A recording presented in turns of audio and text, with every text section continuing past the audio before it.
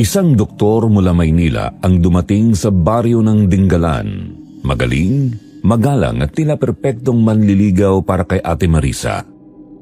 Pero sa likod ng kanyang mga ngiti, may aninong tila ba hindi tao at parabang may gutom na hindi mapapawi ang pagmamahal. Hindi ako naniniwala sa mga alamat noon.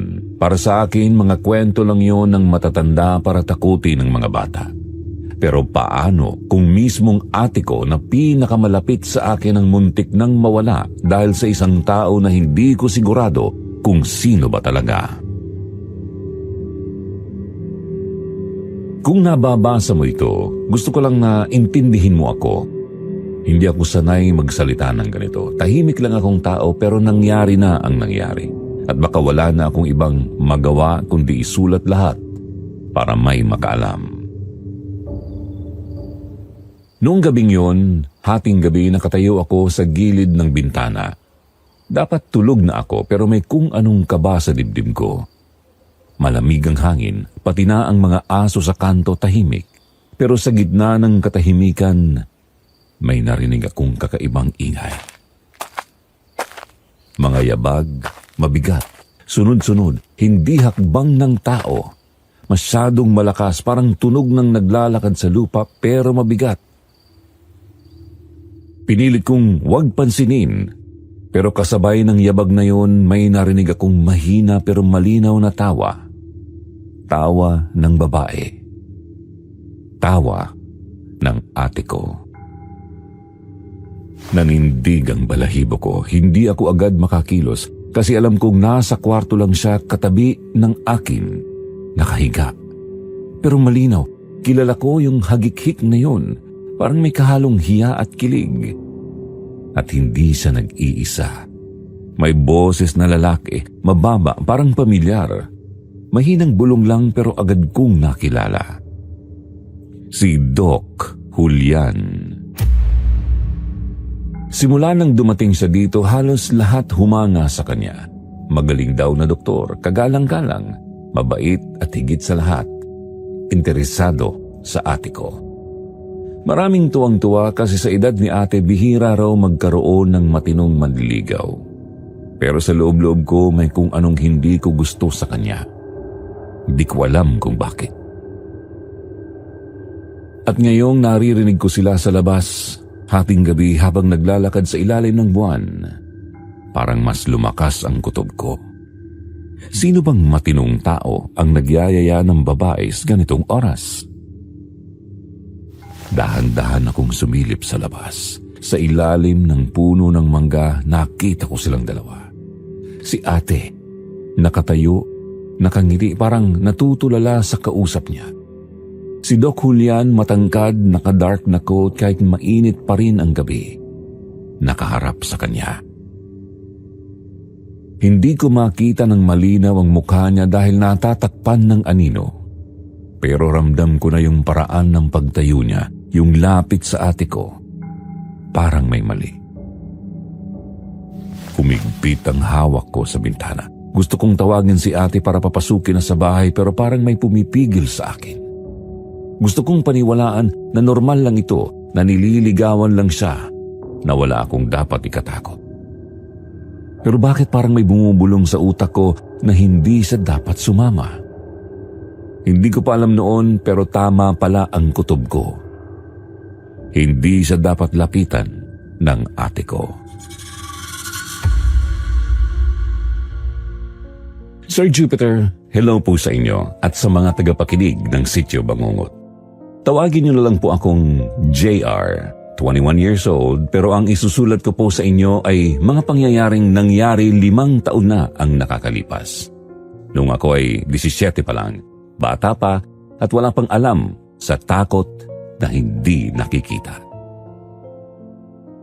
Kung sakaling makarating man sa inyo ang sulat na ito, gusto lang sana na maisalaysay ang lahat bago ko tuluyang malimutan kung paano nagsimula ang lahat.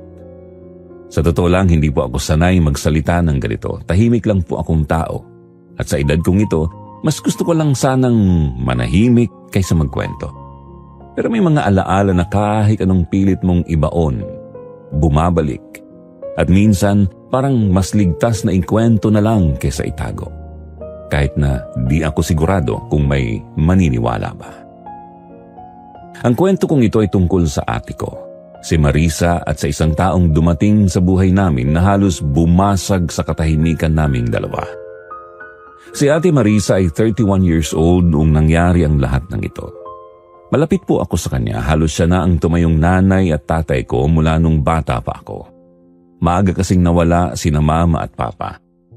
Hindi aksidente sa kalsada, hindi rin sakit, kundi dagat mismo ang kumuha sa kanila. Mangingisda si papa. Simula sa pagkabata ko, yun na ang buhay niya.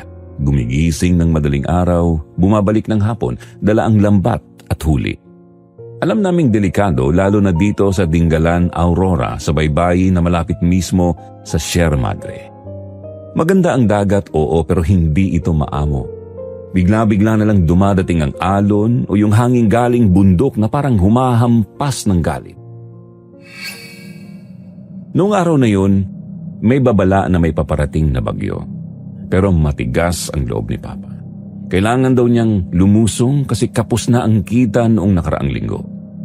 Ang masakit, si Mama sumama pa sa kanya. Hindi dahil kailangan kundi dahil ayaw niyang maiwan si Papa mag-isa. Ganun sila hindi mapaghihiwalay kahit sa panganib. Mag-alas 10 ng umaga nung umalis ang bangka nila. Si ate 22 years old siya noon at nasa klase siya. Ako naman, bata pa at naiwan sa bahay kasama sina Lola Mahika at Lolo Bentong. Hindi na sila nakabalik. Kinagabihan, wala ni anino ng bangka. Kinabukasan, natagpuan itong palutang-lutang. Baligtad, walang tao. Ang sombrero lang ni Mama ang inanod pabalik sa Pampang.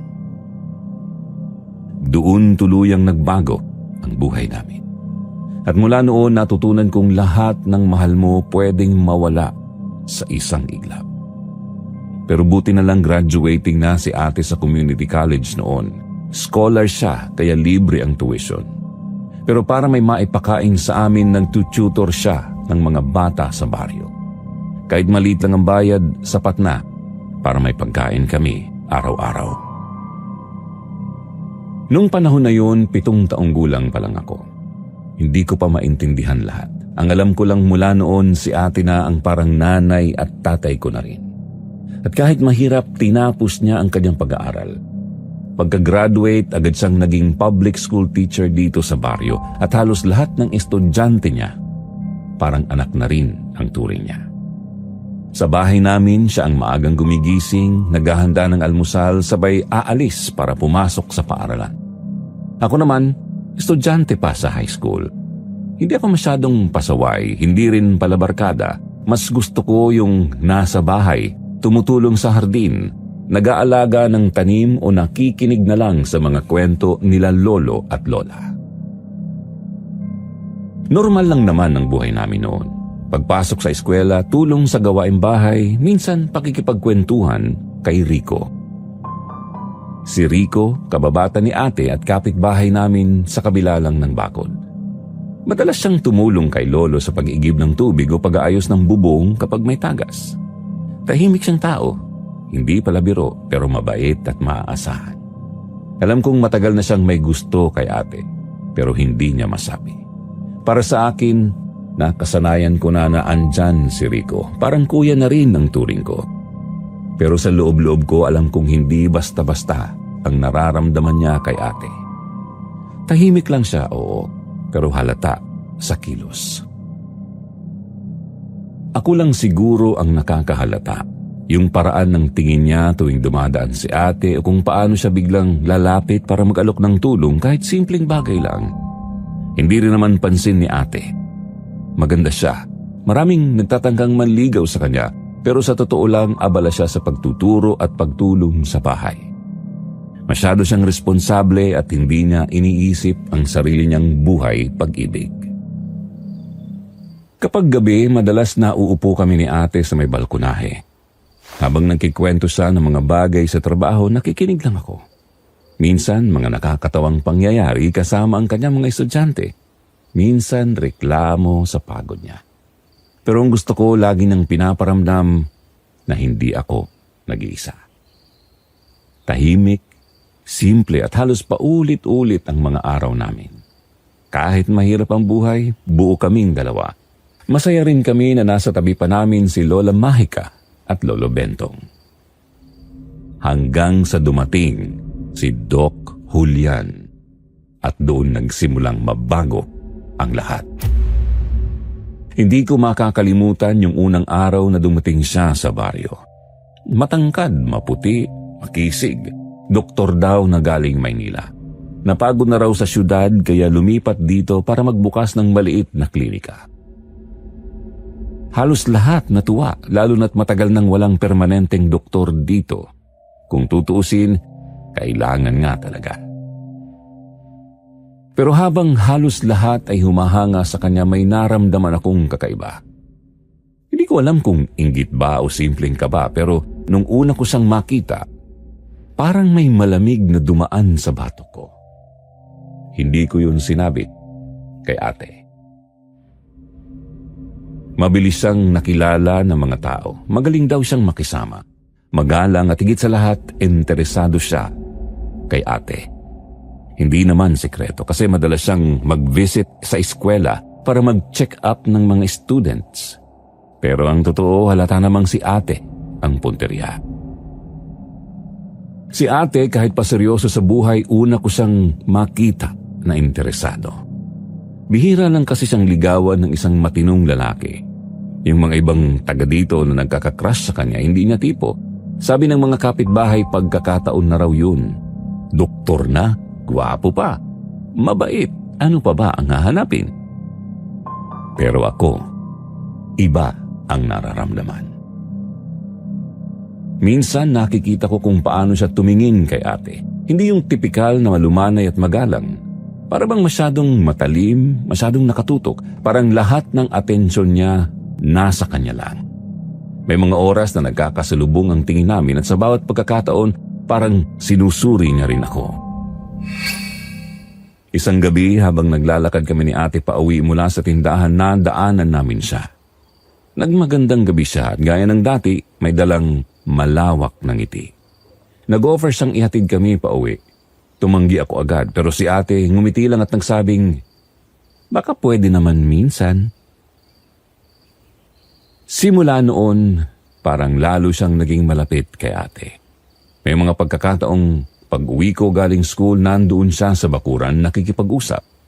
Magalang naman siya, laging nakangiti, laging may dala, prutas, gamot, madalas, bulaklak. Pero may isang insidente na tumatak talaga sa akin. Noong araw ng pista sa baryo, may programa sa plaza. Ang daming tao, ang daming musika at sayawan. Normal na masaya. Pero sa gitna ng lahat ng ingay, nahuli ko ang tingin ni Doc Julian sa ate ko.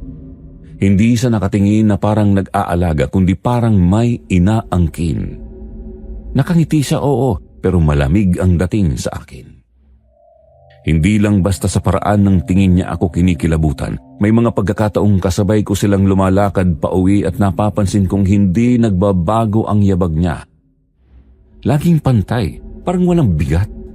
Kahit mabato at madulas ang daan, ako hingal na hingal, siya parabang hindi man lang nadadapuan ng putik ang sapatos.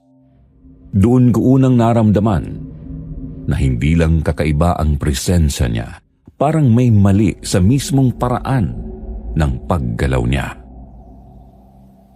Pagka-uwi namin, tinanong ko si ate kung sigurado ba siyang okay lang yung panliligaw ng doktor. Nagalit siya ng konti, sabi niya masyado raw akong negatibo at baka nagseselos lang ako kasi baka iwanan niya ako kapag nag-asawa siya. Hindi ko na lang siya sinagot pero sa loob-loob ko, mas lalo akong kinabahan. Kasi alam kong may mali. At doon ko naisip magsulat ng lahat ng ito. Dahil mula nung araw na yon, nagsimulang lumitaw ang mga bagay na hindi ko na maipaliwanag. Mga maliliit lang noong una, tunog, anino, pakiramdam na may nakatingin. Pero ang pinakakinataan takutan ko, Yung unti-unting paglapit ng ate ko sa isang taong hindi ko sigurado kung sino talaga. Noong mga unang linggo, parang normal lang ang lahat. Busy si ate sa pagtuturo, ako naman sa pag-aaral. Si Doc Julian palaging nakikita ng mga tao at halos lahat ng kapitbahay tuwang-tuwa dahil may doktor na sa baryo. Ako lang yata ang hindi.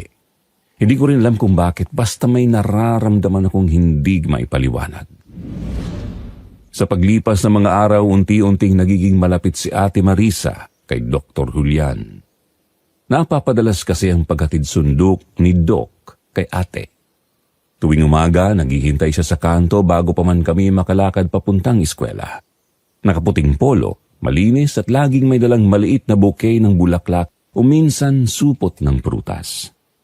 Ang sabi niya, simpleng regalo lang, pero para sa akin, sobra.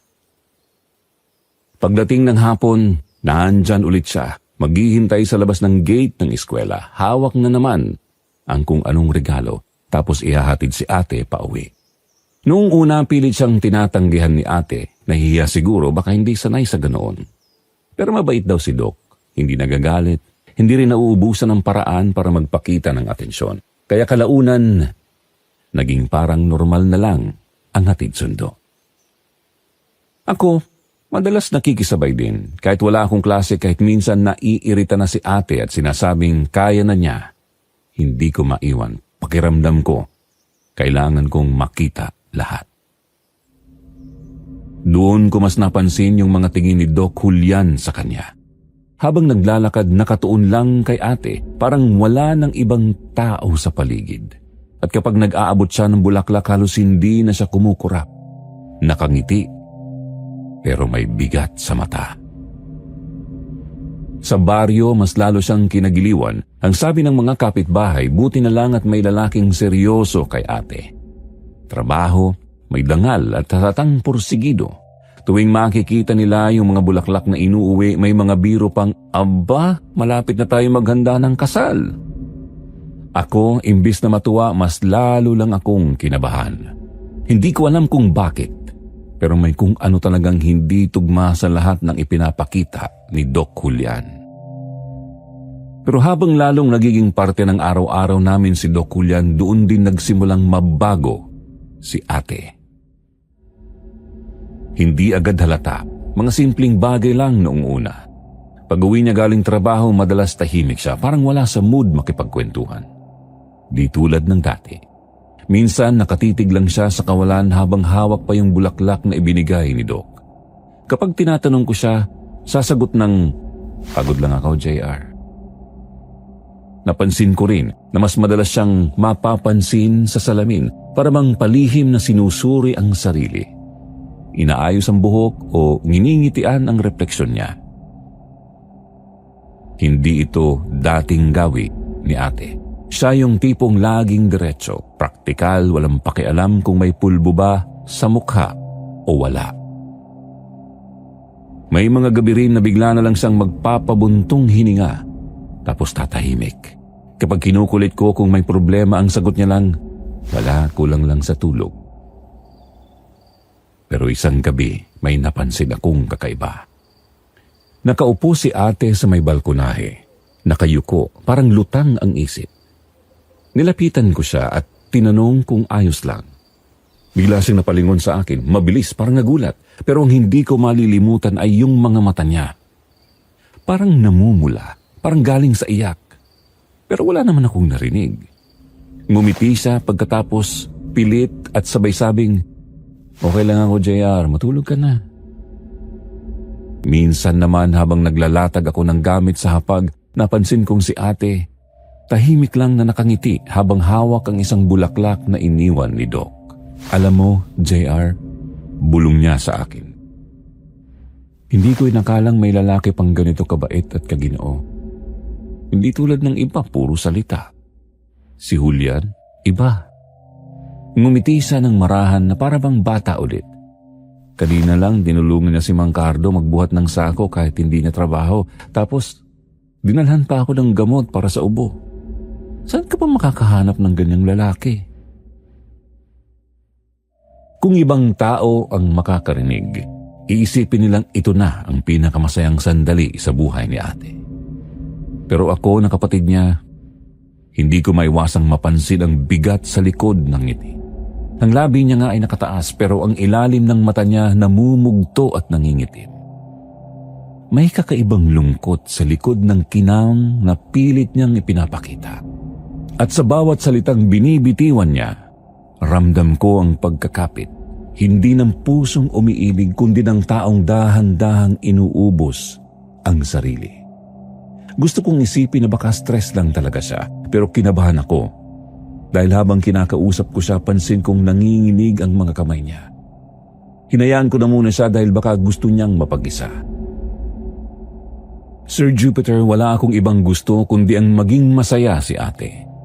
Totoo yun, pero habang pinagmamasdan ko siya, mas malinaw ang pangingibabaw ng isang katotohanan. Hindi na siya ang ate na nakilala ko. Pero nung sumunod na gabi, nagising ako para uminom ng tubig. Tahimik ang buong bahay. Pati si lolo at lola mahimbing ang tulog. Habang pabalik na ako sa kwarto, may narinig akong mga yabag sa labas. Hindi yung tipikal na lakad ng tao. Mabigat, mabilis. Para bang masyadong mabigat para sa normal na hakbang. Napatigil ako. Una kong inisip, baka si Rico. Baka dumaan lang. Pero naisip ko rin hating gabi na. Imposible namang nandito pa siya. Lumapit ako sa bintana at sumilip. Pero wala, ang nakita ko lang sa gilid ng bahay, parang may aninong dumaan. Mahaba, matangkad, parang silweta ng tao. Parang siya, parang si Doc Julian. Kinabukasan, hindi ko nalang binanggit kay ate. Ayokong magmukhang praning. Pero nung sumunod na gabi, nagising ako sa tunog ng ungol galing sa kwarto ni ate. Pagpasok ko, nakita ko siyang pawis na pawis, hingal, parang may bigat na dumadagan sa dibdib niya. Pinukaw ko siya at ginising sabay yakap. Umiyak siya bigla. Ang sabi niya, bangungot lang daw. Stress lang siguro sa trabaho. Pinilit kong maniwala pero 2 gabi ulit nangyari. At sa pangatlong gabi, nagkasakit siya. Nilagnat si ate, mataas, halos lampas 39. Ang lakas ng panginginig niya pero pawis na pawis pa rin. Wala siyang ganang kumain, wala ring boses halos. Nagsabi siya na para raw siyang pagod na pagod kahit wala namang mabigat na ginawa. Si Lola, nagdala ng mga dahon at pinahiran siya ng langis. Sabi niya baka nausog o baka may masamang nakadikit. Pero si Lolo, praktikal. Sabi niya, dalhin na sa doktor para masuri. Dinala nga siya kay Doc Julian. Mabait siya at gaya ng dati, tinignan si ate, nakinig sa dibdib. Kumuha ng pulso. Lagnat lang yan, over fatigue. Dapat magpahinga at iinom lang ng gamot. Sabi niya, normal lang daw. Pero habang pinapaliwanag niya yun, nakatitig siya kay ate ng matagal.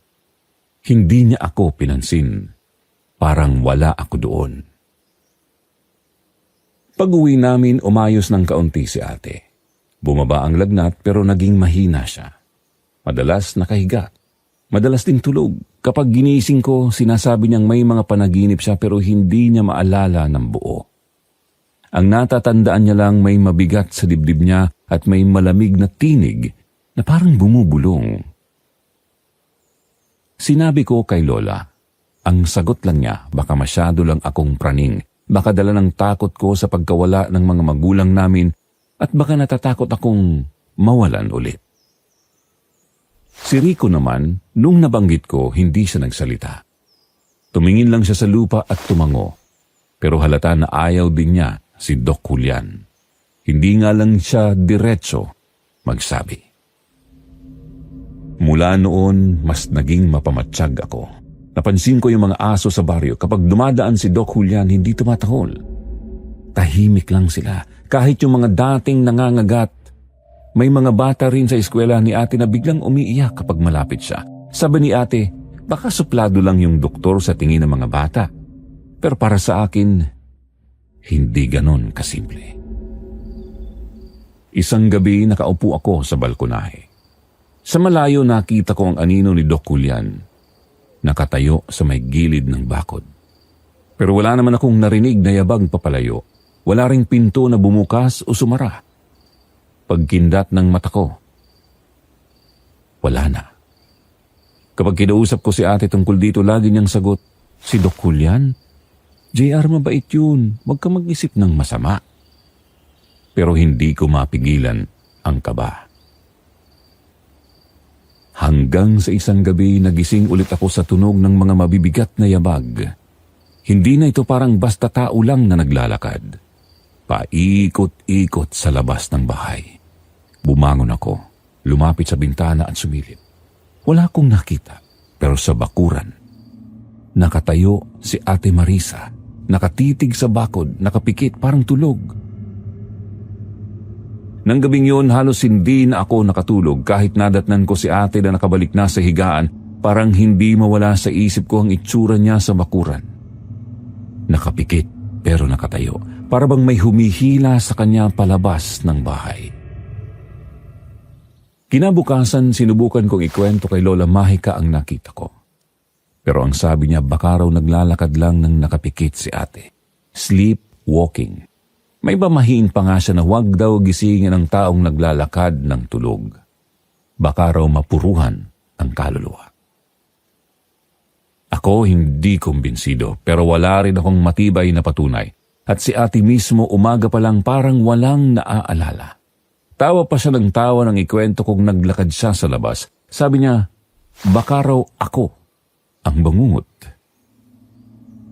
Doon ko napansin habang dumadalas ang mga ganoong gabi, mas lalo ring dumadalas ang pagbisita ni Doc Julian. Hindi na lang basta sa kliniko sa eskwela. Kahit sa bahay, kahit walang rason, pumupunta siya. Minsan may dalang prutas at minsan naman ay bulaklak. At kapag nandyan siya, parang nababawasan ang mga alalahanin ni ate. Ako naman, kabaliktaran. Mas lalo akong kinakamahan. Hindi ko gusto ang ideyang yun mula sa umpisa pa lang. Sabi ni Doc Julian, maganda raw na mamasyal kami sa weekend para makapag-unwind si ate. Trek daw muna sa Pacific View Deck tapos Tanawan Falls. Sa totoo lang, wala naman akong laban. Kung si ate mismo ang nagsabing ayaw niya, baka doon lang titigil si Doc. Pero nung makita kong napilit siya, wala na akong choice. Sabi ko agad, sasama ako. Ayokong maiwan siyang mag-isa kasama si Doc. Mabuti na lang walang trabaho si Kuya Rico, kaya napasama ko siya. Sabi niya, sige, para may kakwentuhan ako. Pero alam kong hindi lang yun. Matagal na niyang gusto si ate at kitang-kita ko yung selos niya kay Doc Julian. 5:00 pa lang ng umaga, nasa plaza na kami. Maaga rin dumating si Doc. Nakaputing t-shirt lang, sobrang linis. Parang hindi man lang inaantok. Mula plaza, sumakay kami papunta sa feeder port. Ang aga, pero si Doc parang puno ng enerhiya. Pagdating sa White Beach, nagsimula ang trek papunta sa lighthouse. Ako at si Rico hingal na hingal. Malakas pa ang hangin. Maalat ang amoy ng dagat, pero si Doc parang naglalakad lang sa park. Hindi man lang tumatagal ng 2 hinga bago magsalita ulit. Nakangiti at laging nakatingin kay ate. Napansin ko rin kahit sobrang daming lamok ni isa, walang lumalapit kay Doc. Kami ni Rico, puro kamot sa braso at lieg. Napansin mo? Bulong ni Rico sa akin. Tumango lang ako. Hindi ko sinabi kay ate. Baka sabihin, nag-iimbento lang ako. Pagdating sa lighthouse, nagpa-picture kami. Normal lang, tawanan, pero nang tinignan ko ang selfie naming 4, parang may mali. Hindi ko agad ma-pinpoint, pero nung tinitigan ko, parang mahaba ang panga ni Doc. Yung mata niya sobrang dilim, halos wala kang makitang puti. Kinabahan ako, kaya agad kong ipinakita kay Rico. "Huy, tingnan mo to," sabi ko. Si Rico medyo natawa. "Ba't ganyan? Ano to, glitch? Parang filter?" Pero nang balikan namin ulit yung picture, normal na. Ngumiti lang si Doc. Hindi ko alam kung kami lang ang nakakita nun. Pagdating namin sa view deck, mas lalong naging halata ang ligawan mode ni Doc. Laging alalay kay ate. Laging binibiro na parang sila lang dalawa. May mga pagkakataong parang nakakalimutan niya na naandyan kami ni Rico. Nag-post pa sila ni ate sa gilid. Hawak ni Doc yung phone para sa mga pictures. Halos mabaliw si Rico sa kakapansin. Ako naman, hindi makatawa. Doon ko rin napansin na parang may kakaibang amoy. Hindi amoy dagat, hindi rin pawis. Para siyang amoy ng basang hayop, malansa, mabigat. Inisip ko baka may hayop lang sa paligid. Pero sabi ni Kuya Rico, JR, naaamoy mo ba? Tumango lang ako. Baka may matinding body odor si Doc. Biro niya at nagtawanan kami. Pagkatapos doon, bumalik kami sa White Beach para mag-swimming at mag-brunch. Si Doc puro alok kay ate ng pagkain pero sa totoo lang halos hindi siya kumakain. Parang nagpapanggap lang na kumukuha ng isang kagat tapos ibinibigay kay ate ang lahat. Ayaw mo ba talaga? Tanong ni ate. Busog pa ako? Sagot ni Doc. Nakangiti pa rin. Habang nakaupo kami, tinanong ko si Kuya Rico. Kuya, napapansin mo ba na parang hindi siya napapagod? Oo, nakakainis nga kanina pa tayo lakad ng lakad ni hindi man lang pinapawisan. Pareho kaming natahimik. Mula sa feeder port, sumakay kami ng tricycle papunta sa Tanawan Jump-Off Point. Doon ko lalong napansin ang lamig ng pakikitungo ni Doc sa akin. Kanina sinubukan kong kausapin si ate ng kami lang pero bigla siyang sumingit. Halos hindi niya ako tingnan. Sa trek papunta sa falls, medyo matarik na ang daan. Halatang nahihirapan si ate, pero mabilis na inagaw ni Doc ang bag niya at hinawakan ng kamay. Gusto sanang tulungan ni Kuya Rico si ate, pero inunahan niya ito. Tapos tiningnan siya ng malamig. Yung tipong parang sinasabing, wag na, ako na to. Nung nasa gitna na kami ng trail sa gubat, napansin ni Kuya Rico yung lupa. May mga fresh prints, parang kabayo. Pero wala namang kabayo doon. Hindi rin accessible para sa hayop. Tinuro niya kay ate pero paglingon namin ulit, nawala na. Para bang hindi nag-exist. Nanahimik si ate pero kitang-kita kong kinilabutan si Kuya Rico. Nang makarating kami sa falls, parang gumaan ang lahat saglit. Ang lakas ng bagsak ng tubig. Malamig ang hangin kaya nag-swimming kami. Tila masaya na ulit. Pero habang lumalangoy si Doc palapit kay ate, may napansin ako. Yung anino niya sa ilalim ng tubig, mas mababa, mas baliko. Hindi siya hulma ng tao. Yung balikan niya parang nagiging leeg, tapos yung ulo, weird, parang kabayo. Nanlamig ako. Hinila ko si Rico at sabay naming tinitigan. Doon na namin parehong nakita, hindi lang anino. Sa mismong refleksyon ng tubig, saglit lang pero malinaw, mukha ng kabayo, mata na pula, panga na nakabuka. Napakapit ako sa braso ni Rico, halos sabay kaming umatras. JR, sabihin mong nakita mo yun, please. Bulong niya. Tumango ako at hindi na ako makahinga ng maayos. Si ate walang napansin, tawa lang ng tawa at binuhusan pa si Doc ng tubig. Uy, baka naiinggit kayo. Biro pa niya sa amin. Pero hindi ako nakatawa. Doon ko lang nasiguro. Hindi lang bangungot ang bumabalot kay ate. Hindi rin paranoia ko lang ito. Ang nanliligaw kay ate, hindi tao. At lalo akong kinilabutan kasi di ko alam paano ako makakagawa ng paraan para mailayo si ate. Kinabukasan, Lunes na. Hindi nakapasok si ate sa trabaho. Hindi naman siya ganun kasi kahit may ubot sipon, pumapasok siya. Pero ngayon halos hindi makabangon sa higaan. Pinagpapawisan, nilalagnat at parang pagod na pagod. Sabi ni ate na pagod lang siya sa trek pero hindi ako naniniwala. Hindi ganito kabilis. Hindi ganito kabigat. Mula nang humina si ate matapos ang trekking namin, mas madalas na siyang dinadalaw ni Doc. Hindi na siya basta bisita, parang siyang may-ari ng bahay. Siya ang nagdadala ng mga prutas, siya ang nagdedesisyon kung anong gamot ang inumin ni ate, at siya rin ang nagsasabi kung sino ang pwedeng bumisita. Isang gabi nadatnan ko siyang nakaupo sa gilid ng kama ni ate. Marahang inaawitan ng isang wikang hindi ko maintindihan. Nakapikit si ate, parang nasa malalim na antok. At sa bawat bigkas niya ng salitang iyon, unti-unting sumasabay ang paghinga ni ate, para bang hinahabol niya ang ritmo ng boses ni Doc. Isang araw dumating si Doc sa usual na oras. May dala siyang malaking supot ng prutas at lugaw na mainit-init pa. Suot ang puting polo na paborito niyang isuot tuwing bibisita. "Ako na ang bahala kay Marisa," sabi niya, parang asawa na. Pinakain niya ng kaunti si ate. Pinainom ng gamot, pero habang nakatingin ako parang mas lalo siyang nanghihina sa bawat galaw niya. Nakangiti si ate pero parang wala sa sarili, para bang hindi siya kusang kumikilos, para bang hinihila siya ni Doc Julian sa presensya nito. Pinilit kong huwag magpakita ng inis pero hindi ko napigilan, lalo na nang mapansin ko yung mga aso sa labas hindi tumatahol kahit may bisita.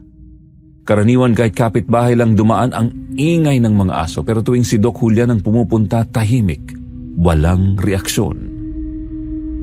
May mali. Sa totoo lang, hindi maalis sa isip ko yung nakita namin ni Kuya Rico nung nasa Tanawan Falls. Yung mga mata ni Doc Julian, yung anyong parang kabayo. Ayokong paniwalaan, pero paano kung totoo? Paano kung hindi lang ako nag-hallucinate? Madalas kong isipin, paano ko sasabihin kay ate? Baka pagalitan lang niya ako. Sigurado akong ipagtatanggol niya si Doc Julian, lalo na't mabait ito sa kanya. Kaya nanahimik na lang muna ako.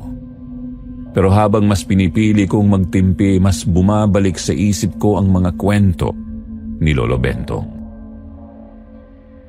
At si Lola, tahimik man, alam kong matagal na niyang nararamdaman ang kakaiba. Laging may rosaryong hawak, laging nagdarasal ng orasyon tuwing nandito si Doc Julian. Hindi siya nagsasalita ng diretsahan, pero ang bigat ng kanyang tingin ay sapat na para mas lalo kong maramdaman na totoo lahat ng pinaniniwalaan ko. Kaya kinagabihan, nang makauwi na si Doc Julian, lumapit ako kay Lola Mahika. Matagal ko na rin gustong itanong, pero ngayon lang ako nagkalakas ng loob. "Lola, hindi po ba kayo nagtataka kay Doc? Parang may kakaiba sa kanya." Hindi agad sumagot si Lola. Nakatingin lang siya sa akin. Mahigpit ang hawak sa rosaryo. Napansin ko noon pa na tuwing nandito si Doc, mas matagal ang dasal ni Lola. Pero ngayon lang niya ako tiningnan ng ganon. Parang matagal na niyang alam. Hinihintay lang niyang umamin ako. "Simula pa lang, Apo." Mahina niyang sagot. Ramdam ko na. Nanlamig ako. "Ben, halika." Tawag ni Lola kay Lolo. "Panahon na." Umupo si Lolo sa tabi ko. Mabigat ang buntong hininga. Hindi na siya yung palabiro na nakasanayan ko. Ang mukha niya seryoso at ang mga mata niya parang may bigat ng dekada ng alaala. Naalala ko bigla ang mga gabing pinapakinggan namin ang mga alamat niya. Pero ngayong naririnig ko ulit, hindi na ito kwento ng bata. Isa na itong babala. Sabi ni Lolo, noon pa mang panahon ng mga ninuno, may espiritu ng kabundukan na sugo ni Bathala. Siya raw ang tagapagbantay ng mga kagubatan at ilog, tagapangalaga ng mga hayop at ng mga taong dumaraan sa kanyang nasasakupan. Sa ilalim ng anino ng mga punong kahoy, siya ang mata at tenga ng kalikasan. Pero nang dumating ang panahon na naging gahaman ang tao, humutol ng matatandang puno, sinulog ang kagubatan, winasak ang lupaing sagrado, nag-iba ang espiritu. Hindi siya nakapagpatawad. Sa halip, pinili niyang gantihan ang tao. Simula noon, niligaw niya ang mga dumaraan, pinapakita ng mga maling daan, at ibinabalik sa parehong lugar hanggang mawalan ng pag-asa. Nakita raw yun ni Bathala, at dahil sa kanyang galit at kasakiman, pinurusahan siya. Ginawang kalahating tao, kalahating hayop. Nakaluhod sa sumpa na hindi na makakawala, at simula noon, tinawag siyang Tikbalang. Hindi na tagapagtanggol kundi mandaragit ng kaluluwa. Sabi ni Lolo, hindi basta halimaw ang Tikbalang. Marunong itong magbalat kayo. Maaari siyang magpakita bilang maginoo, mabait at halos perpekto. Sa una parang biyaya ang dala niya. Ganda, kagandahang asal, kalinga. Pero sa bawat lapit ng tao sa kanya, may kapalit. Unti-unting nawawala ang sigla, ang lakas at sa huli, pati kalayaan. Kung minsan, dagdag ni Lolo noon, hindi agad mapapansin. Pero kapag nakuha na niya ang loob mo, mahirap nang makawala. Sa bawat araw na kasama mo siya, may bahagi ng buhay mo na hindi mo na mababawi. Habang bumabalik sa isip ko ang lahat ng iyon, mas lalong tumitindi ang kaba ko. Hindi ko maiwasang ikumpara sa nangyayari kay ate. Ang presensya ni Doc Julian laging may dalang prutas, bulaklak at kabaitan. Pero sa bawat araw na lumilipas, mas lalo siyang nanghihina, parang eksaktong larawan ng kwento ni Lolo. At ngayon malinaw na sa akin, hindi ito simpleng sakit. Hindi rin ito simpleng pagkahulog ng loob. May kumukuha kaya. At kung totoo nga ang lahat ng alamat na yon, isa siyang nasa piling na ng Tikbalang. Tumingin ako sa kanila, hindi ko na napigilang itanong, kung matagal nyo na pong alam, bakit hanggang ngayon wala kayong ginagawa? Bakit hinahayaan nyo lang si ate na parang inuubos ng presensya niya? Tahimik si Lola, pero ramdam kong pinipigil niya ang panginginig ng boses.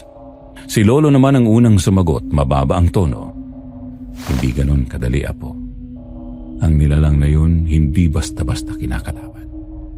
Hindi siya tulad ng taong pwede mong harapin at pagalitan. Espiritu yun na matagal nang nakabaon sa lupang ito. Kapag nagkamali ka ng galaw, hindi lang si Marisa ang mawawala, pati tayong lahat. Dugtong ni Lola, mahigpit pa rin ang hawak sa rosaryo, kaya kami nananahimik. Kasi minsan, Apo, ang pinakamalakas na laban ay nasa dasal at pagtitimpi. Kung diretsong haharapin, baka mas lalo lang tayong madurog. Pero wag mong akalain na wala kaming ginagawa. Pinoprotektahan ka rin namin. Baka kung hindi, matagal ka lang nadamay. Nanlumo ako. Naintindihan ko ang takot nila, pero hindi matanggap ng puso ko kasi sa bawat salitang binitiwan nila, mas lalong tumibay sa isip ko na unti-unti nang nawawala si ate. At ako hindi ko hahayaang mangyari yun. Bago kami umalis, iniabot ni Lola ang supot ng asin at bawang, kasabay ng mga dasal na paulit-ulit niyang tinuro. Para sa akin, yun na ang sandata. Kahit paano, may hahawakan kami. Gabi na nang sundan namin si ate. Nasa gilid siya ng bukid, kausap si Doc. Habang ang buwan ay nakasilip mula sa likod ng ulap, humihigpit ang hawak ko sa asin. Nang maramdaman kong unti-unting bumibigat ang paligid, itinapon namin yon sa lupa sa harap nila habang sabay naming inusal ni Rico ang dasal. Walang nangyari. Si ate nakangiti lang, parang walang pakialam. Si Doc Julian nakatayo, nakatingin sa amin. Walang galit sa mukha niya. Pero ramdam ko para kaming mga batang naglalaro ng larong hindi namin alam. Pag-uwi namin ni Rico, mabigat ang mga paa ko, para akong naglalakad sa putik. Hindi dahil sa daan, kundi dahil sa bigat ng utak at dibdib ko. Hindi ko na alam kung saan pa ako hahawak. Kung ang mga dasal ni Lola at orasyon na pinaniniwalaan namin mula pagkabata ay walang bisa, ano pa ba ang laban na meron kami? Kinagabihan pagka-uwi ni Ate Marisa, nakita ko siyang nakaupo sa kahoy na bangko sa sala. Hawak ang isang bulaklak na iniwan na naman ni Doc Julian. Tahimik siya, nakangiti. Pero hindi ito yung ngiting na kasanayan ko sa kanya. Noon, tuwing ngumingiti si ate, parang may liwanag na kumakalat sa buong bahay. Pero ngayong nakikita ko siya, ang ngiti niya ay mababaw lang, parang itinakip na maskara sa mukha niyang maputla at pagod. Umupo ako sa harap niya, pilit na pinatatag ang boses ko kahit ramdam ko ang panginginig. Ate, hindi siya tao. Hindi siya gumalaw. Nakatuon pa rin ang tingin niya sa bulaklak. Paikot-ikot sa mga daliri niya ang tangkay na parabang yun lang ang bagay na mahalaga sa kanya. Ang katahimikan ng kwarto mas lalo pang nagpalakas sa kaba ko. Parang bawat segundo may hinahatak palayo sa akin si ate. Mas lalo akong lumapit at halos magmakaawa. Nakita ko ate, nakita ni Rico, maniwala ka. Inuubos ka niya, kinukuha yung lakas mo. Hindi siya doktor ate, isa siyang tikbalang. Doon siya tumingin sa akin. Hindi yun galit, hindi rin tampo, mas masakit kasi wala akong nabasang pagkilala. Parang wala akong halaga, parang hindi ako kapatid niya. Yung mga mata niya malamlam, malayo, parang nakatingin siya sa akin pero dumadaan lang ang paningin niya. Diretsong lampas sa kaluluwa ko. JR, mahina niyang sabi at halos pabulong, bakit ba lagi mong iniisip na may masama sa kanya? Ayaw mo ba akong maging masaya? Napaka-selfish mo naman. Para sa akin, siya lang ang nagmamalasakit, siya lang ang nandito. Pagpapatuloy niya. Hindi ko alam kung paano tatanggapin ang mga salitang yon.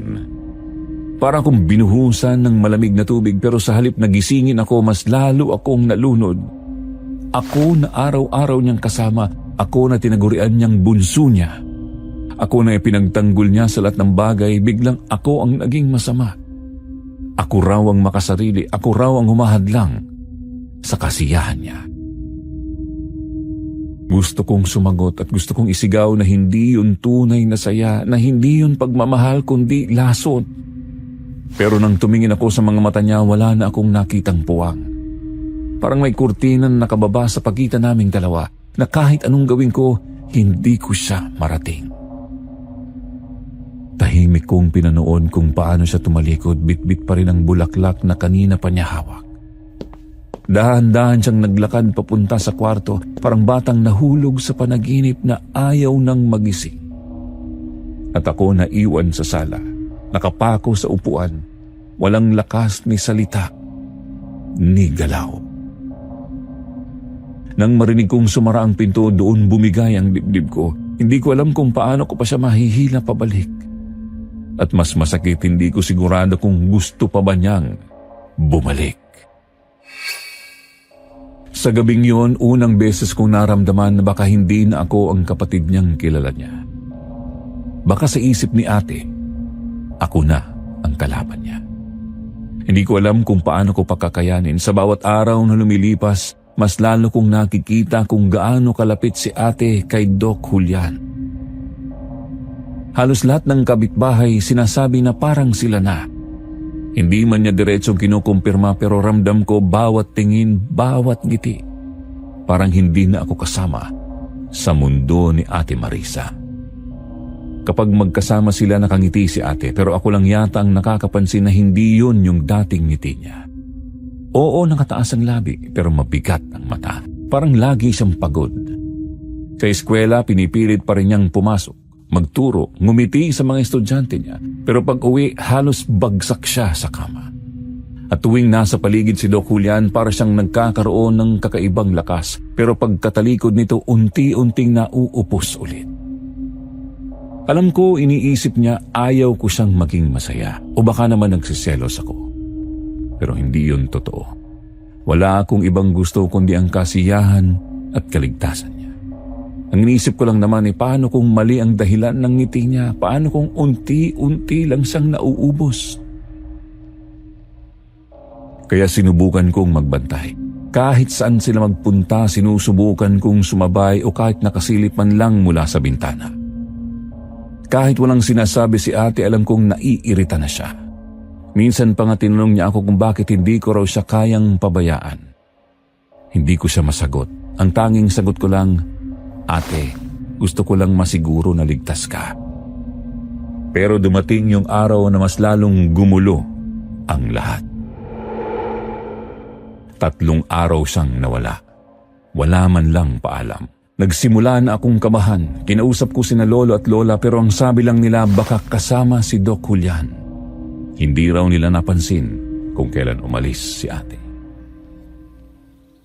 Kinabukasan, isang kapitbahay ang lumapit sa amin. Sabi niya nakita raw niya si ate at si Doc may dalang backpack papunta sa direksyon ng klinika bago maghapon. Para bang may pupuntahan sila. Dali-dali akong pumunta sa klinika pero ang nadatnan ko lang ay ang sekretary ni Doc Julian. Ang sabi niya nag-leave daw muna si Doc. 3 araw daw ang binigay niya sa sarili niya para mag-hike sa Mount Mingan. At kasama raw si Ma'am Marisa. Parang gumuho ang tuhod ko. Alam ko ang bundok na yon, isa sa pinakamahirap akyatin dito sa Sierra Madre. 3 araw para makarating sa tuktok at hindi basta-basta inaakyat kung walang gabay. Lalo na kung hindi ka sanay. Hindi ko maisip kung bakit pumayag si ate. Hindi siya mahilig sa ganon at hindi rin siya mapangahas. Kinagabihan, hindi ako mapakali. Paulit-ulit sa isip ko paano kung hindi na siya bumalik. Kaya kinabukasan, dala ng desperasyon, nagpasya akong sundan sila. Wala akong dalang espesyal, maliit na bag lang, kaunting pagkain, asin at bawang na iniabot ni Lola. Para proteksyon, apo. Mahina niyang sabi, pero ramdam ko ang panginginig sa kamay niya. Hindi ko na siya tinanong, baka lalo lang akong matakot. Pagdating ko sa paanan ng bundok, mabigat na agad ang pakiramdam.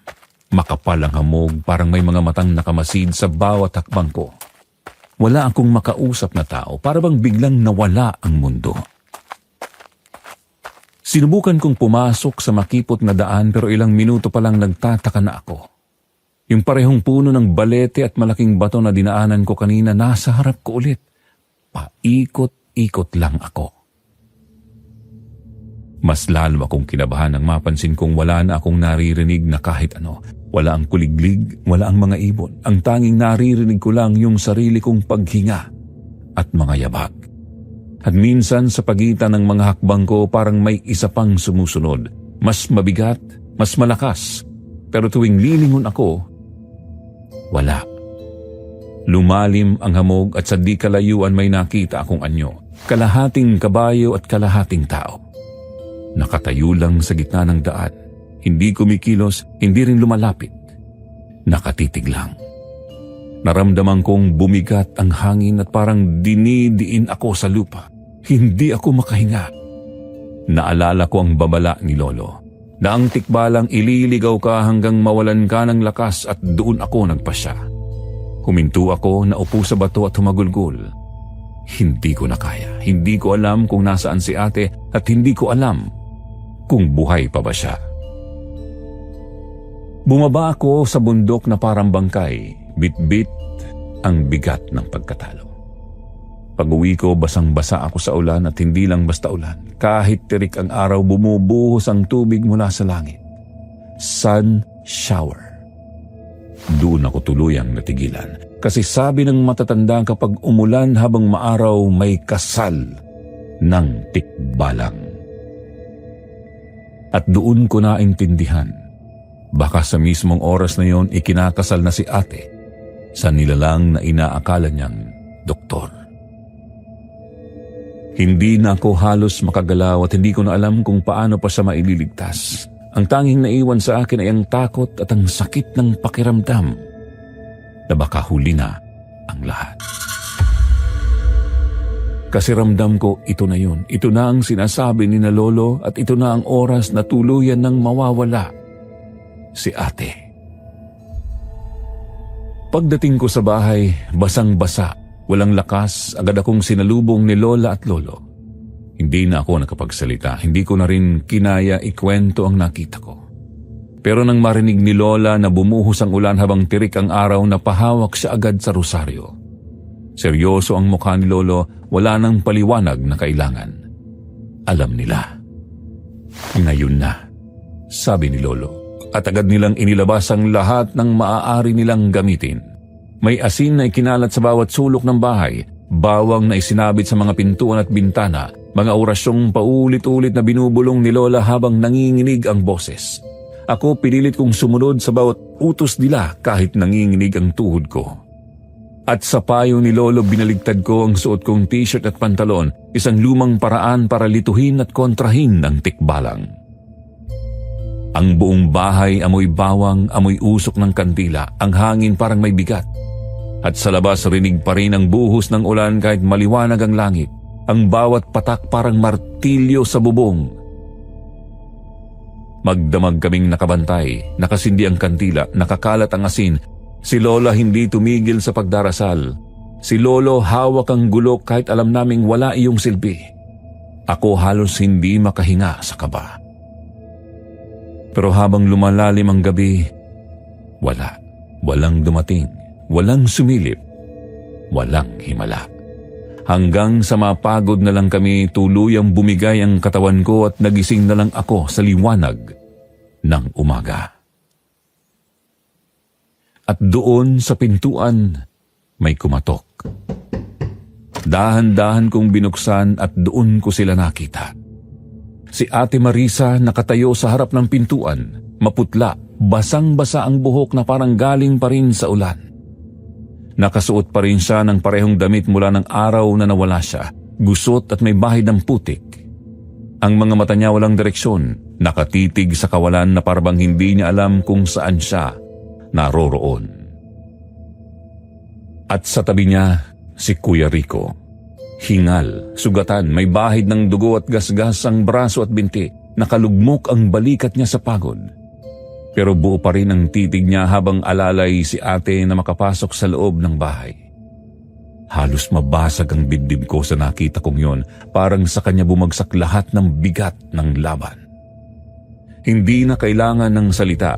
Kita ko sa bawat galos sa katawan ni Kuya Rico ang hirap ng gabing pinagdaanan niya. Ang putik na nakadikit sa mga kamay niya, ang pagkabasa ng sapatos, ang bigat ng kanyang paghinga. Lahat yun nagsasabi ng isang kwento. Hinabol niya sila. Hindi niya iniwan si ate kahit alam niyang hindi na niya alam ang nilalakaran, at kahit niligaw siya ng kung anong nasa bundok, pinilit pa rin niyang bumalik at hanapin si ate. Hanggang sa dulo. Pero mas masakit kahit siya ang nagbalik kay ate, hindi niya kailanman makukuha ang puso nito. Dahil ang mga mata ni ate kahit wala sa sarili, para bang may iniwang anino pa rin dahil kay Doc Julian. Dinala sila ni Lolo at Lola sa loob. Si ate umupo sa bangko, tahimik, walang salita. Si Kuya Rico nakatayo lang sa gilid, halos hindi na makagalaw sa pagod. Hindi niya ako tiningnan pero ramdam ko alam niya na rin. Kahit anong sakripisyo, may mga laban na hindi talaga para sa atin. At ako habang nakatitig sa kanila, mas lalo kong naramdaman ang malamig na katotohanan. Oo, bumalik si ate, pero hindi na siya ang ate na kilala ko. At si Kuya Rico, kahit naging bayani siya ng gabing yon, nanatiling tahimik na anino lang sa tabi niya. Hanggang ngayon, Sir Jupiter, hindi ko pa rin alam kung tama ba ang ginawa kong desisyon na isulat ito. Ilang taon na ang lumipas pero para bang kahapon lang nangyari ang lahat. Unti-unti ring bumalik sa normal ang buhay namin. Si Ate Marisa nakabalik sa pagtuturo makalipas ang ilang buwan. Hindi siya agad bumalik sa dati. Maputla pa rin, mabilis mapagod at may mga gabing tulala lang siya. Nakatingin sa kawalan. Pero sa tulong ni na Lola at Lolo at syempre ni Kuya Rico na halos araw-araw dumadaan para kumustahin, unti-unti rin siyang bumalik sa sigla. Pero kahit lumipas ang panahon, alam kong may bahagi sa kanya na hindi na muling bumalik. May mga araw na nangingiti siya. Tatawa, kasamang mga estudyante, pero kapag umuuwi na at siya ay mag-isa sa kwarto, naririnig ko pa rin minsan ang mahinang hikbi. Hindi na niya binabanggit si Doc Julian pero ramdam ko may iniwan pa ring bakas ang taong yun sa puso niya. Para bang isang alaala na hindi na mabubura kahit anong pilit. Si Kuya Rico naman nanatiling malapit sa amin. Tinulungan niya kami sa maraming bagay, sa bukid, sa bahay, sa mga panahong mahina si ate. Magkaibigan kami hanggang ngayon at siguro yun na rin ang tadhana niya. Laging nariyan, laging handa kahit hindi kailanman matumbasan ng pagmamahal ang ipinaglaban niya noon. Hindi na namin kailangan pag-usapan pa, sapat na ang katahimikan at ang presensya niya. Si Lolo at Lola matanda na. Lumipas ang panahon, mas humina ang katawan nila pero nananatili silang matibay sa pananalig. Madalas sinasabi ni Lola, "Buti at nakaligtas kayo. Pero tandaan mo, Apo, ang mga nilalang na gaya noon hindi talaga nawawala. Nandyan lang sila, naghihintay." At sa bawat dasal nila bago matulog, alam kong hindi lang yun para sa amin, kundi para na rin sa lahat ng susunod na henerasyon. Ako naman, Sir Jupiter, 21 years old na ho ako ngayon. Nasa kolehiyo at malayo na rin sa Dingalan. Sinubukan kong iwan ang mga alaala sa baybayin at bundok ng Sierra Madre, pero tuwing umuuwi ako, tuwing dumaraan ako sa mga lugar na dinaanan namin noon, bumabalik lahat. At kaya ako nagsulat ulit, Sir Jupiter, ay dahil baka oras na para may makarinig. Hindi ko naman inaasahan na may maniniwala, pero kung sakaling maramdaman ng ibang tao ang parehong kaba, baka maalala nila ang kwento ko. Hanggang dito na lang po at salamat kung mababasa ninyo ang kwentong ito.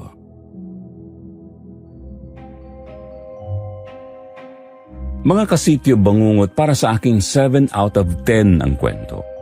Habang binabasa ko kasi ang sulat ni JR, ramdam ko, hindi lang takot ang iniwan ito, kundi isang sugat na hindi agad naghihilom. Oo, nakakatakot ang tikbalang na nagbabalat kayo na parang perpektong tao sa paningin ng lahat. Pero mas nakakatakot isipin na kahit sa piling ng pamilya, pwede kang maagaw ng isang bagay na hindi mo lubos maintindihan. Ako po si Jupiter, hanggang sa muli, dito sa Sitio Bangungot.